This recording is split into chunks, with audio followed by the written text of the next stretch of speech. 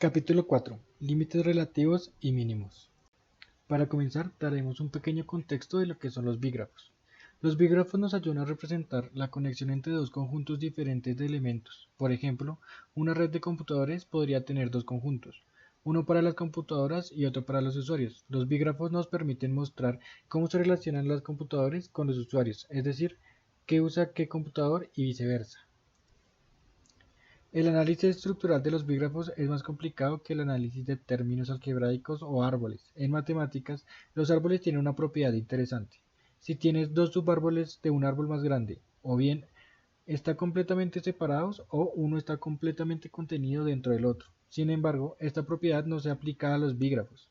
En un bígrafo, dos partes pueden tener elementos en común. Por ejemplo, en una organización, un grupo de empleados puede compartir algunas responsabilidades con otro grupo de empleados. Los bígrafos nos permiten representar estas interacciones de elementos. Límites relativos.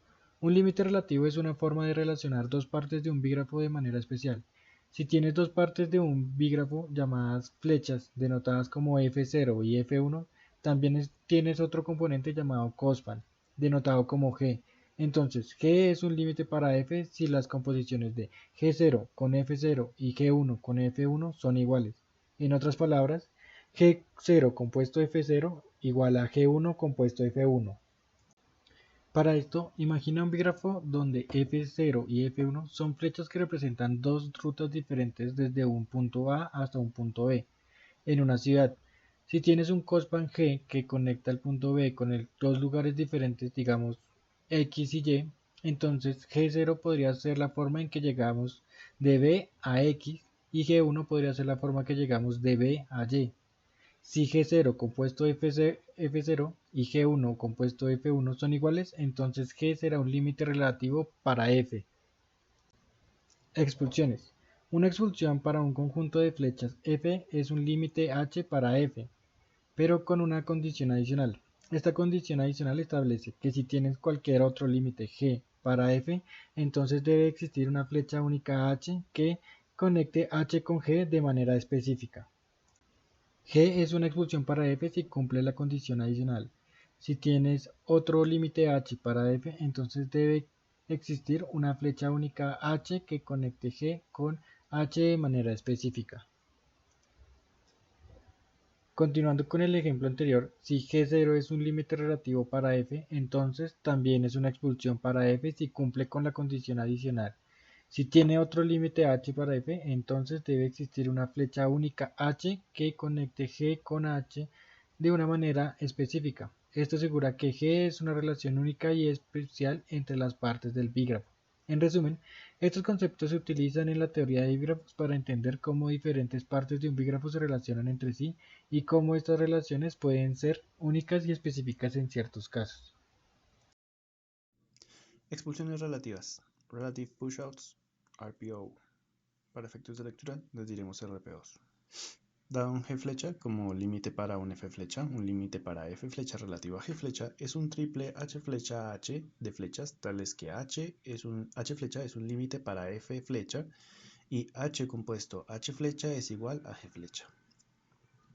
Podríamos llamar al triple un límite relativo cuando G flecha es entendido. Un RPO para F flecha relativo a G flecha es un límite relativo H flecha H, tal que para cualquier límite relativo K flecha K hay una flecha única J para la que J compuesto H flecha es igual a K flecha y K compuesto J es igual a H.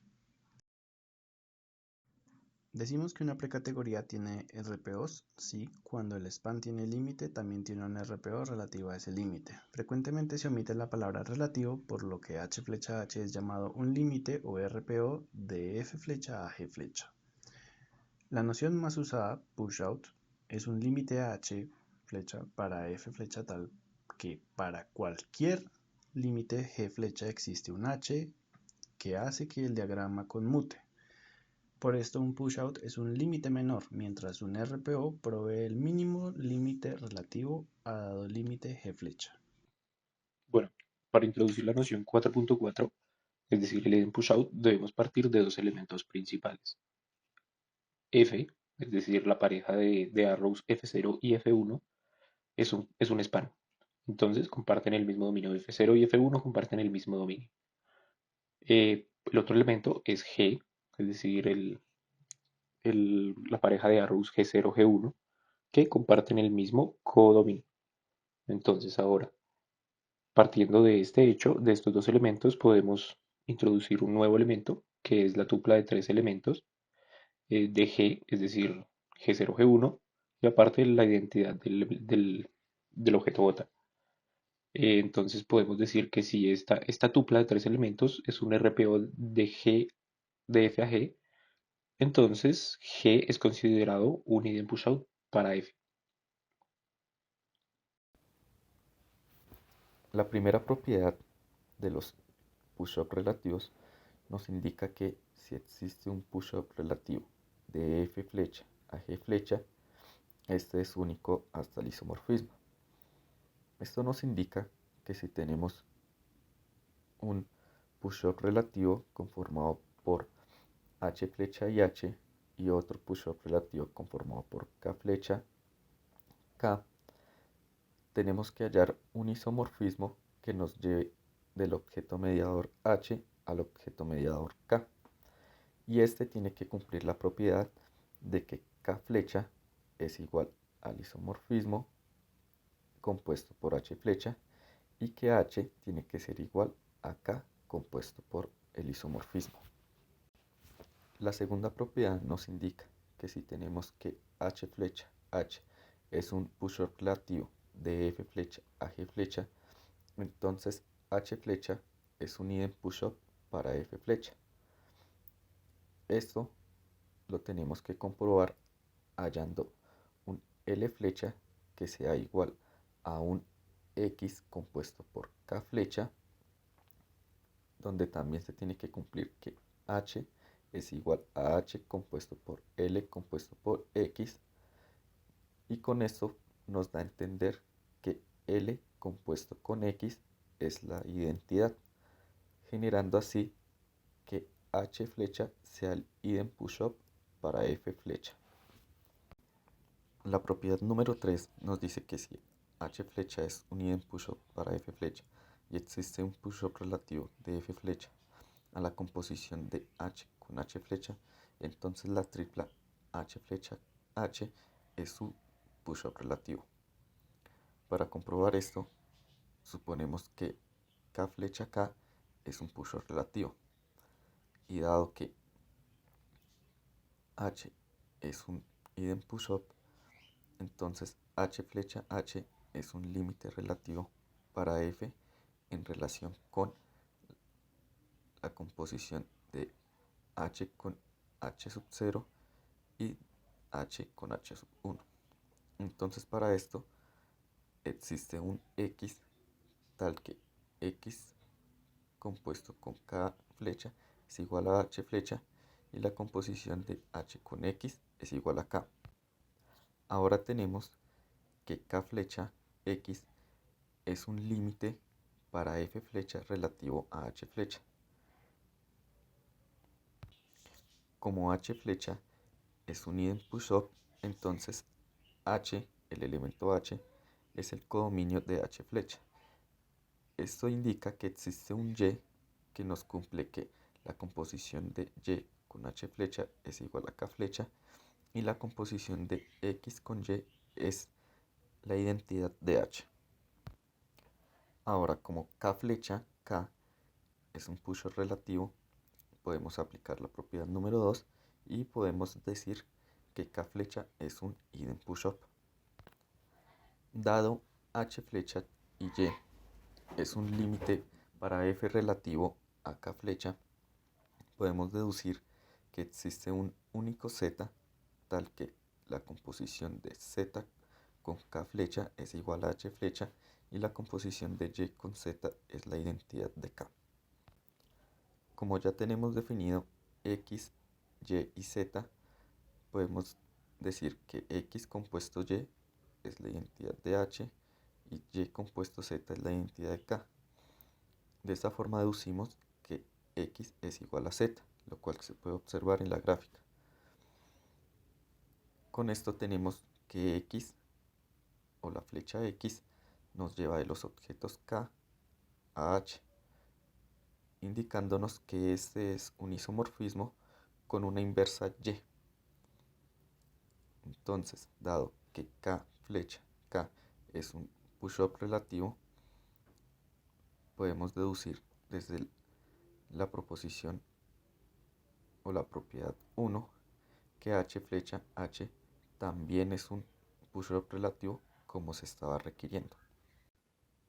La cuarta propiedad nos dice que supongamos que el diagrama es conmutativo, puede conmutar, y que F sub 0 y G sub 0 tienen un push-up relativo al par H sub 1 compuesto con H sub 0 y F sub 2 compuesto G sub 1. Entonces, tenemos que si los dos cuadrados son idem push-up, entonces el rectángulo también lo es. Y si el rectángulo y el cuadrado de la izquierda son idem push-up, el cuadrado de la derecha también lo es. La quinta propiedad nos indica que si la precategoría C es una categoría S, entonces cualquier traducción de soporte de un push-up relativo es un push-up relativo. Y la sexta propiedad nos indica que cualquier push-up es un idem push-up.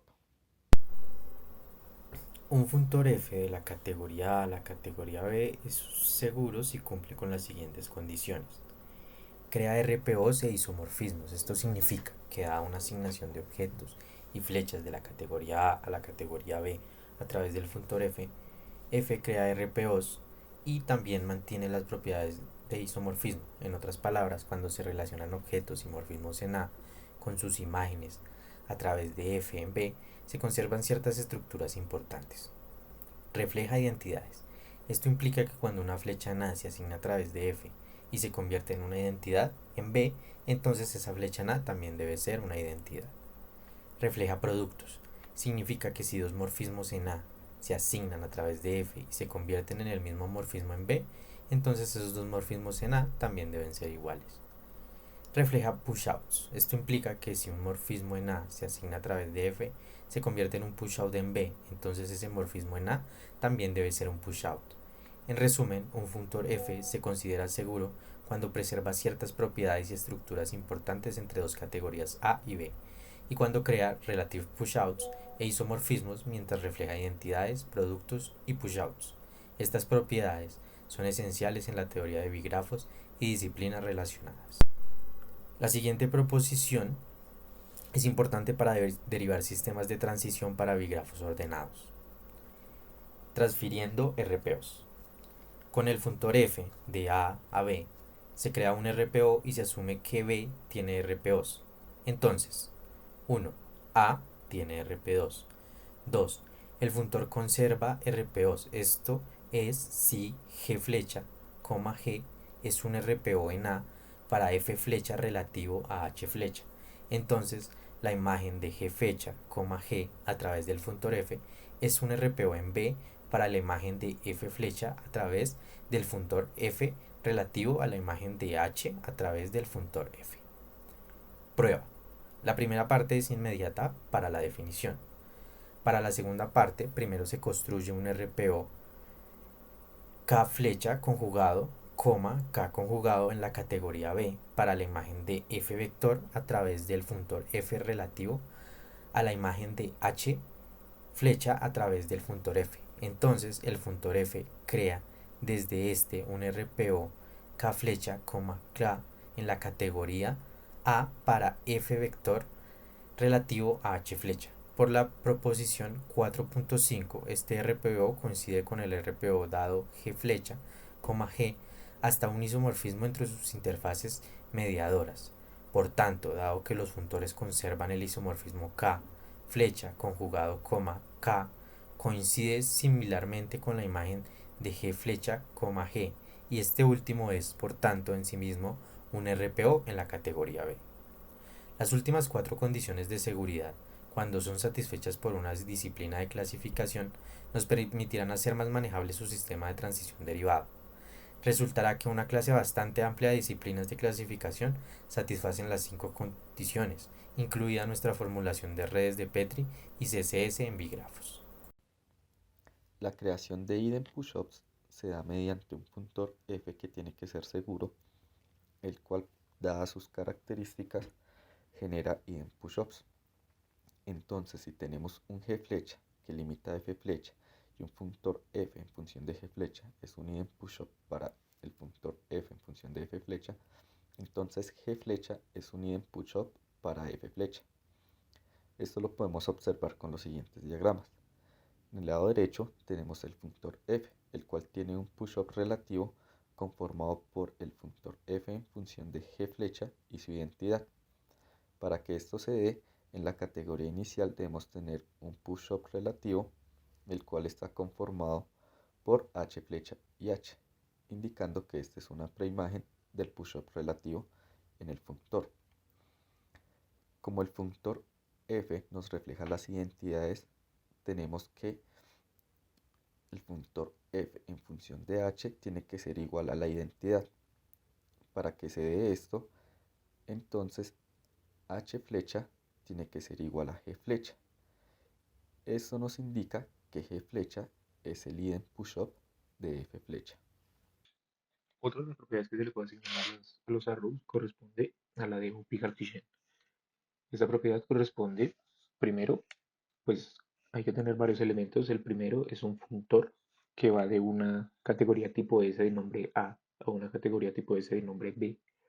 Y el otro elemento es un arrow llamado F que va del objeto I al objeto J, con F perteneciendo a la categoría tipo S de nombre A. Entonces decimos que para todo H que va de I a K y un G', tal que el funtor de H es igual a G' compuesto con F, el resultado del funtor pasándole el parámetro F. Existe un único G, tal que F, el resultado del funtor evaluado en G equivale a G'. Y la otra condición es que H sea igual a F compuesto con G. Este concepto puede quedar un poco más claro si lo revisamos acá con las flechas que están acá en la diapositiva. Entonces, digamos, pues partiendo de nuevo de los mismos dos elementos, el funtor y el arrow F. Entonces, pues la primera condición era que para todo H y G', tal que el funtor en H es igual a G compuesto del funtor en F, pues son estas líneas que aparecen aquí. Eh, entonces decimos que si lo comparásemos en términos de longitud, entonces podríamos decir, por ejemplo, que el funtor en H debe ser igual a G' compuesto del funtor en F. Ese es el primer diagrama que vemos ahí arriba. Para esta condición existe un único G, tal que el funtor en G es igual a G'. Y la otra condición es que H sea igual a F compuesto G. De nuevo, pues estas líneas acá ejemplifican un poco más claro el concepto. La línea punteada pues es el G que debe existir, ese único G que estamos tratando de descubrir, pues para que F sea considerado Picartesian. Y pues creo que con eso queda un poco más claro. Reflejando pushouts. Si cada flecha en el dominio de un funtor f es OP cartesiana, entonces f refleja pushouts. Demostración. Dado un funtor f de categoría A a categoría B y asumimos que g flecha limita f flecha en categoría A, denotamos f imágenes por un primo.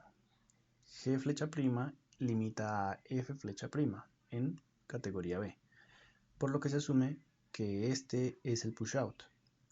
Luego, para demostrar que G flecha es un pushout para F flecha en la categoría A. Tomando H flecha como límite de F flecha en categoría A, se denota la flecha G sub 0 compuesto F sub 0 igual a G sub 1 compuesto F sub 1 por G.